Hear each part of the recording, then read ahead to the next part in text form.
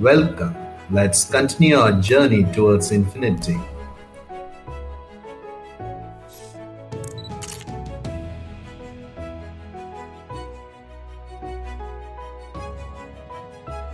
Hi, this is TF.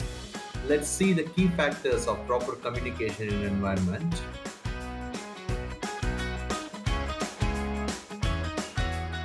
Make sure they focus on you. You should not derail and don't use derogatory words.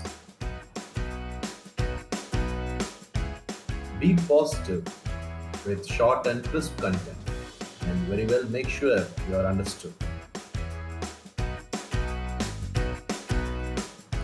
Don't always wait to speak. Respond only when you have to.